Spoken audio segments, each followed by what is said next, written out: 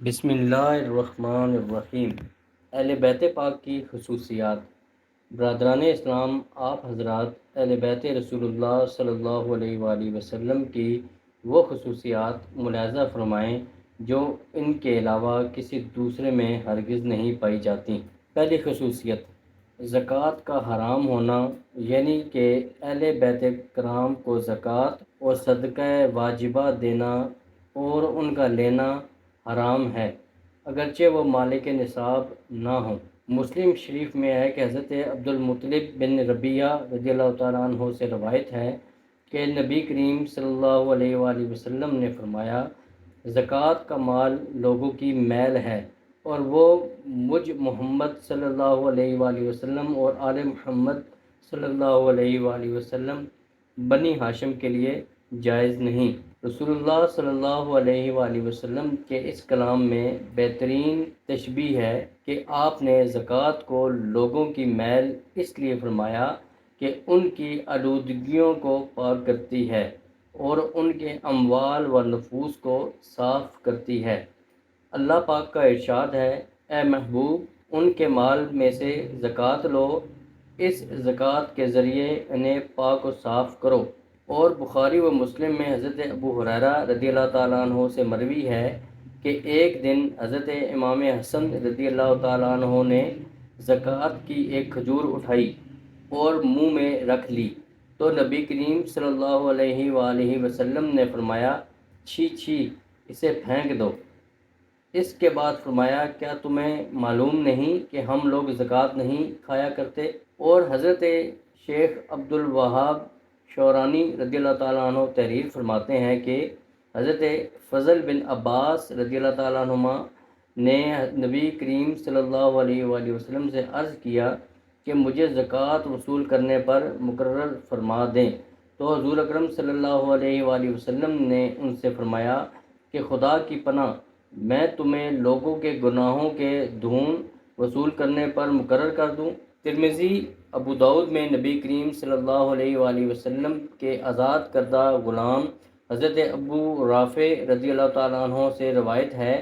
کہ نبی کریم صلی اللہ علیہ وآلہ وسلم نے بنو مخزوم کے ایک شخص کو زکوٰۃ وصول کرنے کے لیے مقرر فرما کے بھیجا، تو انہوں نے ابو رافع سے کہا کہ آپ بھی میرے ساتھ چلیں تاکہ آپ کو بھی زکوٰۃ میں سے کچھ حصہ مل جائے۔ حضرت ابو رافع رضی اللہ تعالیٰ عنہ نے فرمایا کہ جب تک میں حضور اکرم صلی اللہ علیہ وآلہ وسلم کی خدمت میں حاضر ہو کر ان سے دریافت نہ کر لوں، آپ کے ہمراہ اس کام کے لیے نہ جاؤں گا۔ اس گفتگو کے بعد حضرت ابو رافع حضور صلی اللہ علیہ وآلہ وسلم کی خدمت میں حاضر ہوئے اور اس شخص کے ساتھ زکوٰۃ وصول کرنے کے لیے جانے کی اجازت طلب کی، تو حضور اکرم صلی اللہ علیہ وآلہ وسلم نے فرمایا، زکوٰۃ ہم بنی ہاشم کے لیے جائز نہیں، اور بنی ہاشم کا آزاد کردہ غلام بھی بنی ہاشم ہی کے حکم میں ہے۔ جب ہمارے لیے زکوٰۃ جائز نہیں تو ہمارے آزاد کردہ غلام کے لیے بھی جائز نہیں۔ اس لیے فقہ حنفی کی کتابوں میں ہے کہ بنی ہاشم کو زکوٰۃ نہیں دے سکتے، نہ دوسرا کوئی شخص انہیں دے سکتا ہے، نہ ایک ہاشمی دوسرے ہاشمی کو، یہاں تک کہ بنی ہاشم کے آزاد کیے ہوئے غلام کو بھی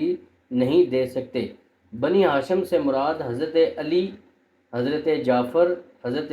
عقیل، حضرت عباس و حارث بن عبد المطلب رضی اللہ تعالی علیہم اجمعین کی اولاد، یعنی ان سب کی اولاد کو زکوٰۃ اور صدقہ واجبہ دینا جائز نہیں، البتہ صدقہ نافلہ اور اوقاف کی آمدنی ان کو دینا جائز ہے۔ دوسری خصوصیت، اہل بیت حسب و نسب میں سارے خاندانوں سے افضل و اعلیٰ ہیں۔ حضرت عبداللہ بن عمر سے مروی ہے کہ نبی کریم صلی اللہ علیہ وآلہ وسلم نے فرمایا کہ اللہ تعالیٰ نے حضرت اسماعیل علیہ السلام کی اولاد میں سے قبیلہ کنانہ کو منتخب فرمایا، کنانہ میں سے قریش کو، قریش میں سے بنی ہاشم کو،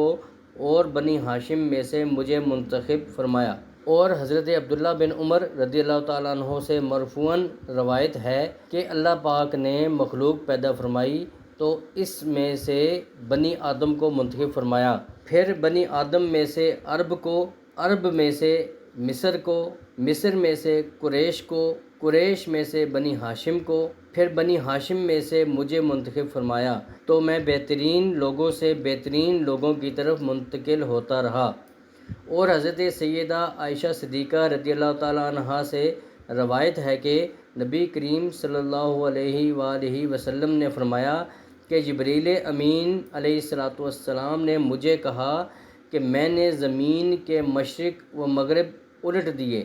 لیکن میں نے محمد صلی اللہ علیہ وآلہ وسلم سے افضل کسی کو نہ پایا۔ اعلیٰ حضرت فاضل بریلوی رحمۃ اللہ تعالیٰ علیہ فرماتے ہیں،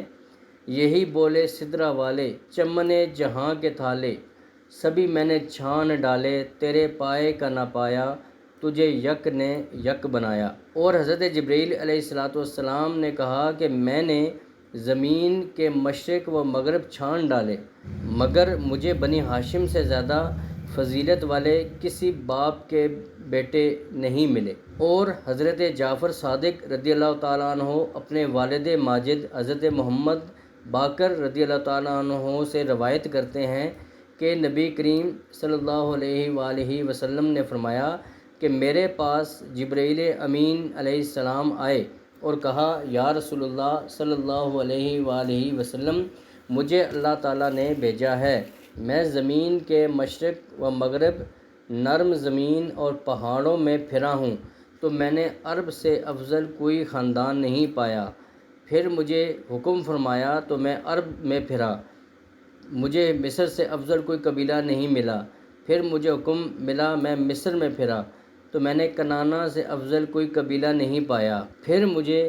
حکم فرمایا، میں کنانہ میں پھرا تو میں نے قریش سے بہتر کوئی قبیلہ نہ پایا۔ پھر مجھے قریش میں پھرا تو میں نے بنی ہاشم سے افضل کوئی قبیلہ نہ پایا۔ پھر مجھے ان میں سے کسی کے منتخب کرنے کا حکم دیا تو میں نے آپ صلی اللہ علیہ وآلہ وسلم سے افضل کسی کو نہ پایا۔ اور طبرانی میں ہے، آقا کریم صلی اللہ علیہ وآلہ وسلم نے فرمایا کہ قیامت کے دن میں اپنی امت میں سب سے پہلے اپنے اہل بیت کی شفاعت کروں گا، پھر دوسرے لوگوں کی، اور میں جس کی پہلے شفاعت کروں گا وہ زیادہ فضیلت والا ہے۔ یہ تمام حدیثیں واضح طور پر دلالت کر رہی ہیں کہ اہل بیت کرام حسب و نسب میں سب سے افضل و اعلیٰ ہیں، اس لیے دوسرے لوگ نکاح میں ان کے کفو نہیں۔ اور حضرت علامہ سیوطی رحمۃ اللہ تعالیٰ علیہ خصائص کبریٰ میں تحریر فرماتے ہیں کہ نبی کریم صلی اللہ علیہ وآلہ وسلم کی ایک خصوصیت یہ ہے، کوئی مخلوق نکاح میں آپ صلی اللہ علیہ وسلم کے اہل بیت کا ہمسر نہیں ہے۔